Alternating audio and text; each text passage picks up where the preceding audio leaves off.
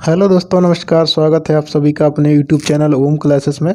दोस्तों, आज हम एसएससी जीडी का पार्ट 5 के बारे में डिस्कशन करेंगे। पार्ट 4 दोस्तों इससे पहले हम अपलोड कर चुके हैं, तो दोस्तों वीडियो को पूरा देखें। बहुत ही महत्वपूर्ण क्वेश्चन को लिया गया है। एक क्वेश्चन देखने के बाद दोस्तों आपका सिलेक्शन पक्का होने वाला है, क्योंकि यही क्वेश्चन दोस्तों पेपर में आने वाले हैं। बहुत ही महत्वपूर्ण क्वेश्चन है। तो दोस्तों चलिए शुरू करते हैं आज के प्रश्नों का ये सेट। उससे पहले दोस्तों सभी लोग जुड़ जाइए महत्वपूर्ण टेस्ट सीरीज में। ये टेस्ट सीरीज बहुत ही महत्वपूर्ण है आने वाले एसएससी जीडी एग्जाम के लिए। प्रत्येक क्वेश्चन आपके लिए बहुत ही महत्वपूर्ण रहने वाला है। तो हम शुरू करते हैं आज के प्रश्नों को। तो दोस्तों आज का पहला प्रश्न हमारा क्या है? भारतीय अंतरिक्ष कार्यक्रम का जनक किसे कहा जाता है? ठीक है, भारतीय अंतरिक्ष कार्यक्रम का जनक किसे कहा जाता है? तो सही आंसर दोस्तों क्या हो जाएगा? तो भारतीय अंतरिक्ष कार्यक्रम का जनक किसे कहा जाता है? तो दोस्तों आशा करता हूँ आपने सही आंसर क्या लगाया होगा। दोस्तों सही आंसर क्या हो जाएगा? क्या आंसर हो जाएगा दोस्तों? विक्रम साराभाई जो है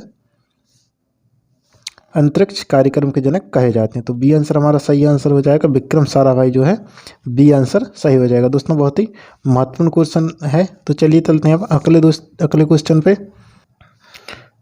नेक्स्ट क्वेश्चन क्या है? ब्रह्मा समाज के संस्थापक कौन है?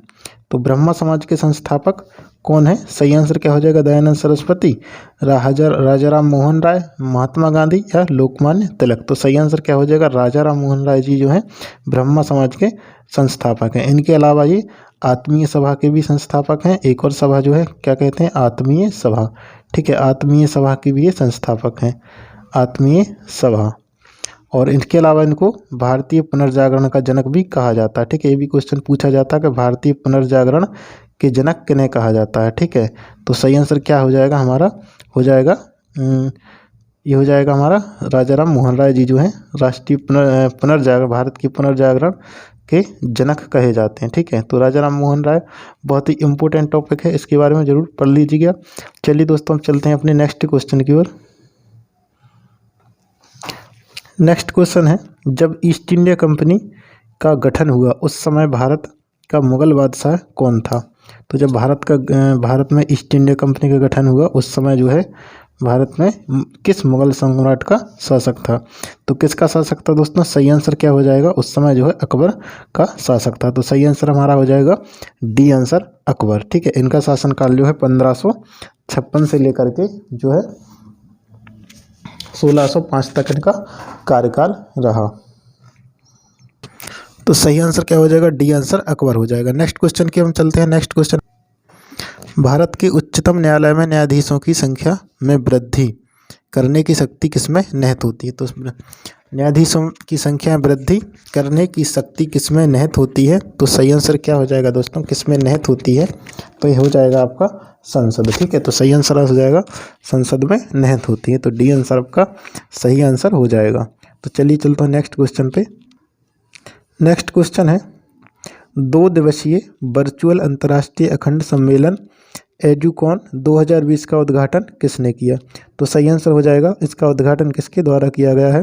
सही आंसर हो जाएगा रमेश पोखरियाल निशंक के द्वारा जो है इसका उद्घाटन किया गया है। और रमेश पोखरियाल निशंक जो है बीजेपी के प्रमुख नेता रहे हैं और भारत में केंद्रीय मानव संसाधन विकास मंत्री भी रहे हैं। तो दोस्तों चलते हैं अपने नेक्स्ट क्वेश्चन की ओर। नेक्स्ट क्वेश्चन क्या हो जाएगा? नेक्स्ट क्वेश्चन है, भारत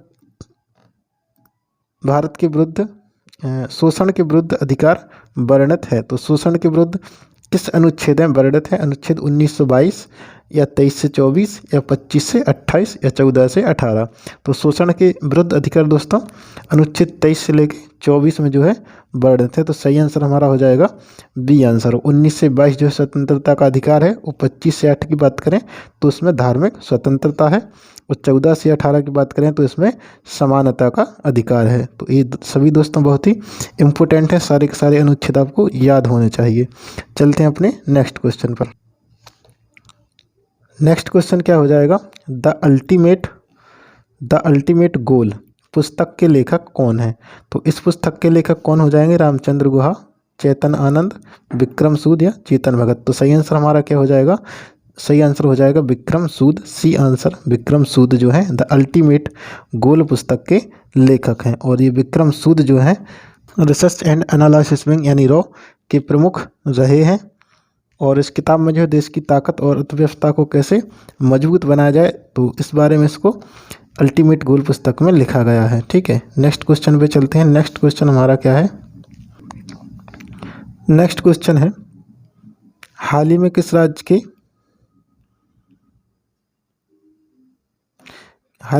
राज्य के कीवी को जैविक प्रमाण पत्र दिया गया है? तो किस राज्य को दिया गया है जैविक प्रमाण पत्र? क्या आंसर है? मणिपुर, असम, या नेक्स्ट ऑप्शन क्या है? नेक्स्ट ऑप्शन देखते हैं। नेक्स्ट है अरुणाचल प्रदेश या सिक्किम। तो सही आंसर क्या हो जाएगा दोस्तों? अरुणाचल प्रदेश हो जाएगा। ठीक है, अरुणाचल प्रदेश को जो है क्या दिया गया है? जैविक प्रमाण पत्र दिया गया है। किस क्षेत्र में दिया गया है? कीवी के उत्पादन के लिए। दोस्तों एक कीवी के उत्पादन के लिए दिया गया है। और ये कब दिया जाता है? जब कोई फसल या सब्जी का उत्पादन बिना किसी जीवनाशक के, ठीक है, आजकल सब्जियों में जो है जीवनाशक या कीटनाशक या रसायन जो है के द्वारा उत्पन्न किया जाता है। लेकिन इसमें क्या होता है? जब किसी बिना रसायन या बिना जीवनाशक के किसी फल या सब्जी का उत्पादन किया जाता है तो उसे जो है जैविक प्रमाण पत्र दिया जाता है। ठीक है, तो यह जो है कीवी को कीवी के लिए किस राज्य को दिया गया है? अरुणाचल प्रदेश। तो सही आंसर हमारा क्या हो जाएगा? आपका अरुणाचल प्रदेश सही आंसर हो जाएगा। नेक्स्ट क्वेश्चन पे चलते हैं।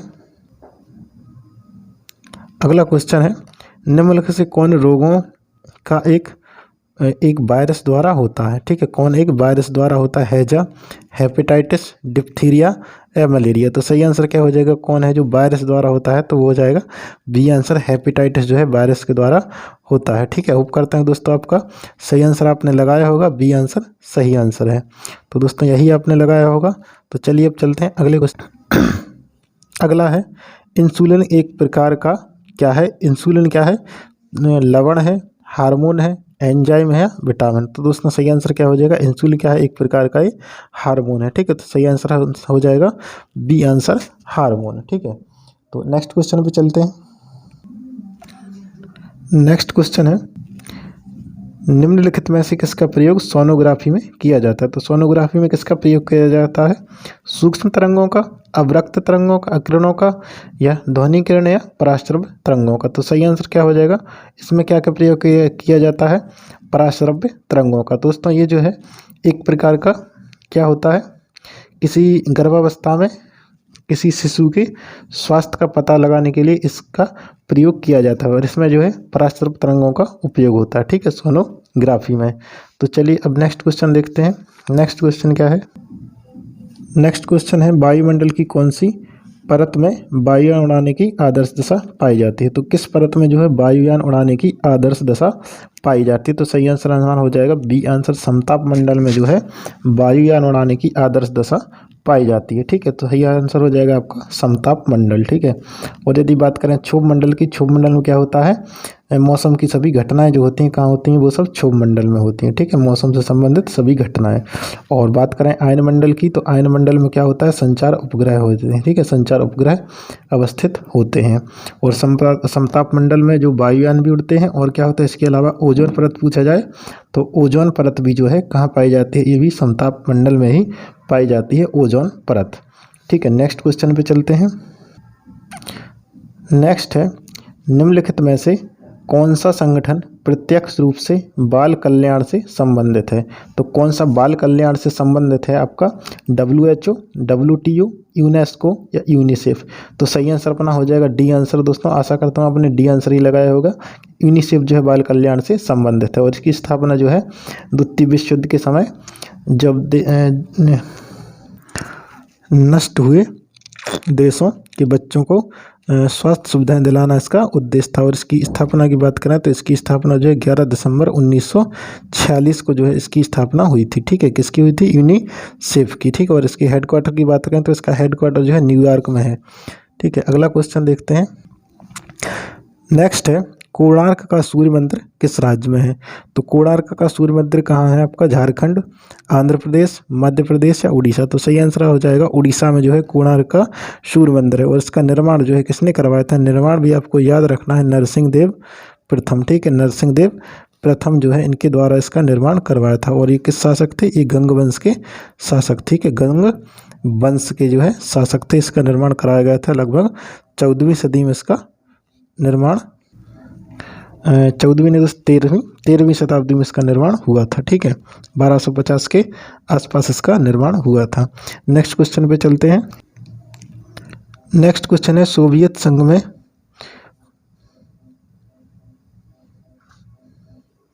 भारत के प्रथम राजदूत के रूप में किसे नामित किया गया है? तो सोवियत संघ में भारत के प्रथम राजदूत के रूप में किसे नामित किया गया है? तो किसे किया गया है दोस्तों? सही आंसर क्या हो जाएगा आपका? विजय लक्ष्मी पंडित जो है सही आंसर आपका हो जाएगा बी आंसर, ठीक है। तो बहुत ही महत्वपूर्ण क्वेश्चन दोस्तों याद रखना, विजय लक्ष्मी पंडित जो है इसका आंसर हो जाएगा। अगला क्वेश्चन देखते हैं। अगला क्वेश्चन है एटीएम किसके संकेताक्षर है? यानी कि एटी का फुल फॉर्म एटीएम किसके संकेताक्षर है? एटीएम का फुल फॉर्म क्या हो जाएगा? तो एटीएम का फुल फॉर्म क्या होता है दोस्तों? ऑटोमेटेड टेलर मशीन होती है। तो सही आंसर हो जाएगा C answer, automated teller machine, ठीक है। नेक्स्ट क्वेश्चन क्या है?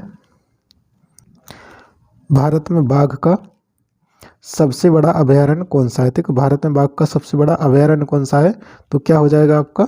नागार्जुन हो जाएगा, ठीक है। सही आंसर हो जाएगा ए आंसर, इसको ग काट दीजिएगा, क्या हो जाएगा? नागार्जुन, ठीक है। तो नागार्जुन जो है भारत में सबसे बड़ा बाघ का अभयारण्य, और ये कहाँ पर है आपका? आंध्र प्रदेश में है। इसे क्या कहा जाता है? नागार्जुन श्रीशैलम, ठीक है, श्रीशैलम, नागार्जुन श्रीशैलम से कहा जाता है। नागार्जुन श्रीशैलम टाइगर रिजर्व, और ये कहाँ पर है? आंध्र प्रदेश में, ठीक है। तो सही आंसर आपका हो जाएगा A answer, Nagarjuna. Next question है, नेक्स्ट है भारत छोड़ो आंदोलन 1942 में किस महीने में शुरू किया गया था? तो भारत छोड़ो जो है 1942 में किस महीने में शुरू किया गया था? तो दोस्तों इसकी डेट आपको याद रखनी है, 8 अगस्त को, ठीक है। किस महीने में किया गया था? अगस्त में किया गया, ठीक है, 8 अगस्त 1942 को, ठीक है। तो आंसर आपका हो जाएगा ए आंसर, अगस्त, ठीक है, हो जाएगा ए आंसर। अगस्त के महीने में जो है इसका प्रारंभ शुरू किया गया था। अगला प्रश्न है, अगला है नीति आयोग का पदेन अध्यक्ष कौन होता है? तो नीति आयोग का पदेन अध्यक्ष कौन होता है आपका? सही आंसर आपने दोस्तों, आशा करता हूँ आपने सी आंसर लगाया होगा। प्रधानमंत्री जो है पदेन अध्यक्ष होते हैं, ठीक है, काय के? नीति आयोग के, ठीक है। नेक्स्ट क्वेश्चन पे चलते हैं। भारत में पंचायती राज प्रणाली कब शुरू की गई? तो भारत में पंचायती राज प्रणाली दोस्तों कब शुरू की गई थी? 2 अक्टूबर, आपको याद रख लेना, 2 अक्टूबर 1959 को जो है इसमें प्रारंभ की गई थी। कहाँ से की गई थी? भारत के राजस्थान के नागौर से, ठीक है, राजस्थान के नागौर जिले से जो है शुरू की गई थी, ठीक है। तो राजस्थान आपको याद रखना है। तो इसका आंसर आपका क्या हो जाएगा? 1959, यानी सी आंसर आपका हो जाएगा, ठीक है। तो दोस्तों ये थे आपके बहुत ही महत्वपूर्ण प्रश्न जो कि आने वाली जीडी की परीक्षा के लिए बहुत ही महत्वपूर्ण रहने वाले हैं। तो दोस्तों चैनल को सब्सक्राइब जरूर करें और बेल बटन को दबाएं। तो चलिए दोस्तों मिलते हैं नेक्स्ट वीडियो में बहुत ही महत्वपूर्ण प्रश्नों के साथ। दोस्तों एक भी क्वेश्चन आपको और एक भी वीडियो आपको स्किप नहीं करनी है। वीडियो देखने के बाद दोस्तों आपका सिलेक्शन पक्का होने वाला है। तो चलिए दोस्तों मिलते हैं नेक्स्ट वीडियो में।